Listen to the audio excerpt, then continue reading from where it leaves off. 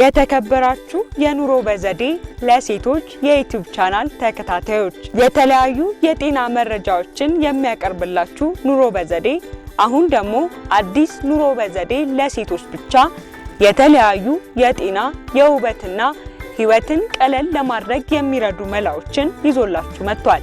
ሰብስክራይብ በማድረግ ቤተሰብ ይሁኑን። እናመሰግናለን።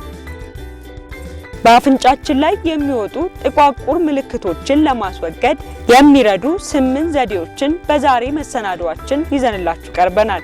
አብራችሁን ቆዩ። በቆዳችን ላይ የሚወጡ ጥቋቁር ምልክቶችን በቀላሉ እናስወግዳቸው እየቻልን ለእይታ የማይስብ ቆዳን ያላብሱናል። በቆዳ ላይ የሚወጡት ምልክቶችን በቀላሉ ማጥፋት ይቻላል ማለት ግን አንድ የተሳሳተ አካሄድ በቆዳችን ላይ ጠባሳ ጥሎ ሊያልፍ አይችልም ማለት አይደለም።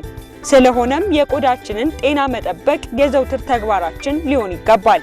ጥቋቁር ነጠብጣቦች ቆዳችን ላይ እንዲወጡ የሚያደርጉብን ነገሮች የፊት ቆዳን መቀባት ማዘውተር፣ ከልክ በላይ የባክቴሪያ ክምችት በቆዳችን ላይ ካለ፣ የሆርሞን መለዋወጥና አንዳንድ መድኃኒቶች ለዚህ ችግር ያጋልጡናል። በአፍንጫችን አካባቢ ጥቋቁር ምልክቶች ከታዩ ብዙ መጨነቅ አይገባም የሚለው የስታይል ክሬዝ ድረገጽ ዘገባ የሚከተሉትን ቢተገብሯቸው ጥሩ ውጤት ያገኙበታል በማለት አስቀምጧቸዋል። አንደኛ፣ የፊት ንጽህናን መጠበቅ። በየቀኑ ከ2 እስከ 3 ጊዜ ፊታችንን መታጠብ የፊት ቆዳን ጤንነት ለመጠበቅና በአፍንጫችን ላይ የሚወጡ ጥቋቁር ምልክቶችን ለማጥፋት አይነተኛ ሚና አለው። ሁለተኛ፣ ጥቋቁር ምልክቶች የወጡበት የአፍንጫ ክፍል የሎሚ ጭማቂ መቀባት ይመከራል። ሶስተኛ፣ የጥርስ ሳሙና። የጥርስ ሳሙናን መቀባት ጥቋቁር ምልክቶችን ለማጥፋት እንደሚያግዝ ይነገራል። የጥርስ ሳሙናን በተጎዳ ወይም ጥቁር ምልክቶች በወጡበት ክፍል ላይ በመቀባት ለ10 ደቂቃ መቆየትና በቀዝቃዛ ውሃ መታጠብ ከችግሩ ለመገላገል ከፍተኛ እገዛ እንዳለው መረጃው አመልክቷል።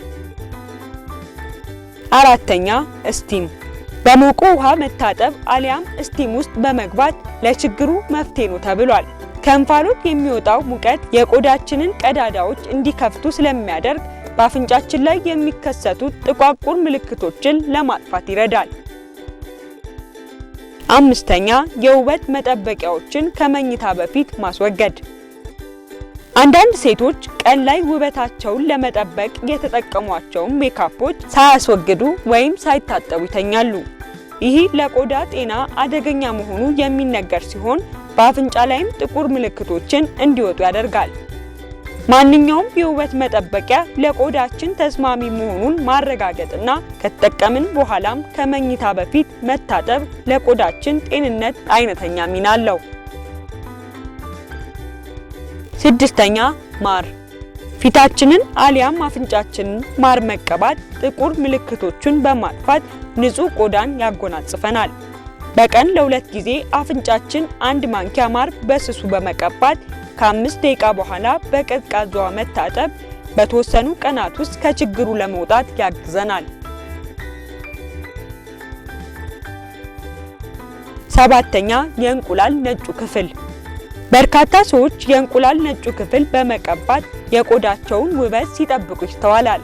ጥቁር ምልክቶች የወጡበት የፊታችን ክፍል የእንቁላል ነጩን ክፍል በጣታችን በመቀባት ለ10 ደቂቃ ያክል እንዲደርቅ መጠበቅ፣ ከዚያም በእርጥብ ጨርቅ ማጽዳት። ስምንተኛ፣ አረንጓዴ ሻይ። 1 ማንኪያ የአረንጓዴ ሻይ ቅጠል ከውሃ ጋር በመበጥበጥ ፊታችንን መቀባት ቆሻሻውን በማስወገድ የጠራ ቆዳን ያላብሰናል። ከላይ የጠቀስናቸው ነጥቦች በአፍንጫችን ብሎም በፊታችን ላይ የሚታዩ ጥቋቁር ምልክቶችን በቀላሉ ለማጥፋት የሚረዱ ሲሆኑ ችግሩ ባስ ሲልም በሕክምና ተቋማት የሚታገዙ ቅባቶችና መድኃኒቶች ይኖሩታል።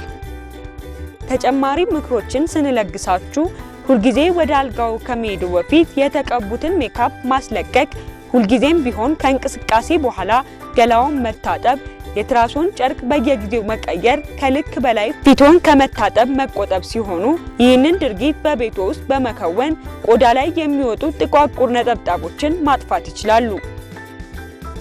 ስለተከታተሉን ከልብ እናመሰግናለን።